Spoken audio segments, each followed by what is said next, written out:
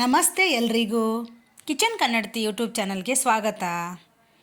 ಇವತ್ತು ನಾನು ದಿಢೀರಂತ ರೆಡಿಯಾಗೋ ಗೋಧಿ ದೋಸೆ ಮಾಡ್ತಿದ್ದೀನಿ. ಬೆಳಗ್ಗೆ ನಾಷ್ಟಕ್ಕೆ ಪಟ್ ಅಂತ ರೆಡಿ ಆಗುತ್ತೆ. ಅದನ್ನು ಮಾಡೋಕ್ಕೆ ಒಂದು ಬೌಲ್ ಗೋಧಿ ಹಿಟ್ಟು ತೊಗೊಂಡಿದ್ದೀನಿ. ಮತ್ತು ಈರುಳ್ಳಿನ ಸಣ್ಣದಾಗಿ ಹೆಚ್ಕೊಂಡಿದ್ದೀನಿ. ಮತ್ತು ಕೊತ್ತಂಬರಿ ಕರಿಬೇವು ಸ್ವಲ್ಪ ತೊಳೆದು ನೀಟಾಗಿ ಸಣ್ಣಗೆ ಹೆಚ್ಚಿಟ್ಕೊಂಡಿದ್ದೀನಿ. ಹಾಗೆ ಖಾರಕ್ಕೆ 1 ಸ್ಪೂನ್ ಅಚ್ಕಾರದ ಪುಡಿ ಮತ್ತು ರುಚಿಗೆ ತಕ್ಕಷ್ಟು ಉಪ್ಪು ತೊಗೊಂಡಿದ್ದೀನಿ. ಇದನ್ನೆಲ್ಲ ಸ್ವಲ್ಪ ಮಿಕ್ಸ್ ಮಾಡ್ಕೊಳ್ಳೋಣ. ಇವಾಗ ನೀವು ಗೋಧಿ ದೋಸೆ ಅಂತಂದರೆ ಬರೀ ಉಪ್ಪು ಹಾಕಿ ಕೂಡ ಮಾಡ್ಕೋಬೋದು. ಜಸ್ಟ್ ಇದೆಲ್ಲ ಹಾಕ್ದಿರನು ಅದನ್ನು ಹಾಗೂ ಮಾಡ್ಕೋಬೋದು. ಇಲ್ಲ ಎಲ್ಲನೂ ನಾನು ಖಾರ ಉಪ್ಪು ಈರುಳ್ಳಿ ಇದೆಲ್ಲ ಹಾಕಿ ಮಾಡ್ತೀನಿ ಅಂದರೂ ಹಿಂಗೂ ಮಾಡ್ಕೋಬೋದು. ಎರಡೂ ಥರನೂ ಮಾಡ್ಕೋಬೋದು. ನಾನು ಇವಾಗ ಈರುಳ್ಳಿ ಅದೆಲ್ಲ ಕಟ್ ಮಾಡ್ಕೊಂಡಿದ್ನಲ್ಲ ಹಾಕೋತೀನಿ. ಹಸಿಮೆಣ್ಸಿನ್ಕಾಯಿ ಕಟ್ ಮಾಡ್ಕೊಂಡ್ರೆ ಅದು ಬಾಯಿಗೆ ಸಿಗುತ್ತೆ. ಹಾಗಾಗಿ ನಾನು ಅಚ್ಕಾರದ ಪುಡಿ ಹಾಕೋತಿದ್ದೀನಿ ಖಾರಕ್ಕೆ.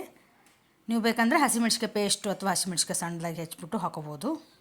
ಇದನ್ನು ಫಸ್ಟ್ ಎಲ್ಲ ಹಾಕ್ಕೊಂಡು ನಾನು ಡ್ರೈ ಆಗಿ ಕೈಯಿಂದನೇ ಮಿಕ್ಸ್ ಮಾಡಿಕೊಂಡು ಇವಾಗ ಸ್ವಲ್ಪ ನೀರು ಹಾಕ್ಕೊಂಡು ಕಲಿಸ್ಕೋಬೇಕು. ನಾನೊಂದು ನೀರು ಒಟ್ಟಿಗೆ ಹಾಕ್ಕೊಂಡ್ಬಿಡಬಾರ್ದು. ನೋಡ್ಕೊಂಡು ಇವಾಗ ನಾವು ದೋಸೆ ಹಿಟ್ಟಿನ ಅದಕ್ಕೆ ಕಲಿಸ್ಕೋಬೇಕು ಅದು ಗೋಧಿ ಹಿಟ್ಟನ್ನ. ಇವಾಗ ನಾವು ದೋಸೆ ಹಿಟ್ಟಿಗೆ ಎಷ್ಟು ಹದದಲ್ಲಿ ಇರುತ್ತಲ್ವ ತೆಳುವಾಗಿ ಅಷ್ಟೇ ಹದದಲ್ಲಿ ಇದನ್ನು ಹಾಗೆ ಕಲಿಸ್ಕೋಬೇಕು. ಇವಾಗ ನಾವೇನು ಪ್ಲ್ಯಾನೇ ಮಾಡಿರಲ್ಲ ಅಂದ್ಕೊಳ್ಳಿ, ನೆಕ್ಸ್ಟ್ ಡೇ ಬೆಳಗ್ಗೆ ಏನು ತಿಂಡಿ ಮಾಡಿ ಬೆಳಗ್ಗೆ ಸ್ಕೂಲಿಗೆ ಮಕ್ಕಳಿಗೆ ಏನು ಮಾಡೋದು ಅಂತ ಯೋಚನೆ ಮಾಡಬೇಕಾಗ ಇದನ್ನು ಪಟ್ಟಂತ ರೆಡಿ ಮಾಡ್ಕೊಂಡ್ಬಿಡ್ಬೋದು. ಏನು ನೆನಾಕಬೇಕಿಲ್ಲ, ರುಬ್ಬಬೇಕಿಲ್ಲ, ಏನಿಲ್ಲ. ಪಟ್ಟಂತ ಹಿಟ್ಟಿದ್ಬಿಟ್ರೆ ಗೋಧಿ ಹಿಟ್ಟು ರೆಡಿ ಆಗಿಬಿಡುತ್ತೆ. ನೀವು ಪ್ಲೇನಾಗಿ ಕೂಡ ಮಾಡ್ಕೊಬೋದು. ಬರೀ ಉಪ್ಪು ಹಾಕಿ ಹೇಳಿದ್ನಲ್ಲ ಆಗಲೇ ಹಾಗೆ ಮಾಡಿಕೊಂಡ್ರೆ ಅದ್ರ ಜೊತೆ ಚಟ್ನಿ ಪಲ್ಯ ಈ ಥರ ಏನಾದರೂ ಮಾಡ್ಕೋಬೇಕಾಗತ್ತೆ. ಈ ಥರ ಮಾಡಿದ್ರೆ ಚಟ್ನಿ ಪಲ್ಯ ಏನು ಬೇಕಾಗಲ್ಲ, ಹಾಗೆಯೇ ಮಾಡ್ಕೊಬೋದು. ಇವಾಗ ಕಲಸಿಟ್ಟಿದ್ದೀನಿ, ಒಂದು 10 ನಿಮಿಷ ಬಿಟ್ಟಿದ್ದೆ. ನಿಮಗೆ ಟೈಮ್ ಇದ್ದರೆ ಮಾತ್ರ ಒಂದು 10 ನಿಮಿಷ ಬಿಡ್ಬೋದು. ಇಲ್ಲ ಟೈಮ್ ಇಲ್ಲ ಅಂದರೆ ಇಮ್ಮಿಡಿಯೇಟ್ ಕೂಡ ಮಾಡ್ಕೊಬೋದು. ನೆನಿಬೇಕಂತ ಏನಿಲ್ಲ, ಹಿಟ್ಟು ಚೆನ್ನಾಗಿ ಬರುತ್ತೆ ದೋಸೆ ಹಾಕಿ ಕೂಡ. ನಾನು ಆಲ್ರೆಡಿ ಹೆಂಚು ಕಾಯಕ್ಕೆ ಇಟ್ಟಿದ್ದೆ. ಅದು ಚೆನ್ನಾಗಿ ಕಾದಿರ್ಬೇಕು ಹೆಂಚು.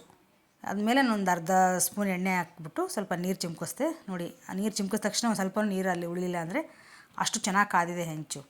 ಆಮೇಲೆ ಈರುಳ್ಳಿ ಹಾಕಿರೋದ್ರಿಂದ ತುಂಬ ತೆಳುವು ಅದನ್ನು ಇದು ಮಾಡೋಕ್ಕಾಗಲ್ಲ ದೋಸೆನ. ಹಾಗೆ ಸ್ವಲ್ಪ ದಪ್ಪಗೆ ಮಾಡ್ಕೊಂಡಿದ್ದೀನಿ.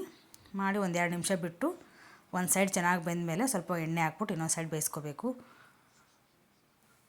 ಚೆನ್ನಾಗಿ ಬರುತ್ತೆ, ಟೇಸ್ಟು ಚೆನ್ನಾಗಿರುತ್ತೆ, ಮಾಡೋಕ್ಕೂ ಈಸಿ. ಎಷ್ಟು ಸಾಫ್ಟಾಗಿತ್ತು ಅಂದರೆ ಹಾಗೆ ಬಾಯಲ್ಲಿ ಇಟ್ಟ ಕರ್ಗೋಗ್ಬಿಡುತ್ತೆ, ಅಷ್ಟು ಚೆನ್ನಾಗಿ ಬರುತ್ತೆ ದೋಸೆ ಇದು. ಮಾಡೋದು ಈಸಿ, ತಿನ್ನೋಕ್ಕೂ ಚೆನ್ನಾಗಿರುತ್ತೆ. ರೆಡಿ ಆಯಿತು ನೋಡಿ, ಬಿಸಿ ಬಿಸಿಯಾದ ರುಚಿಯಾದ ದಿಢೀರಂತ ಮಾಡೋ ಗೋಧಿ ದೋಸೆ ರೆಡಿ ಆಯಿತು. Thanks for watching.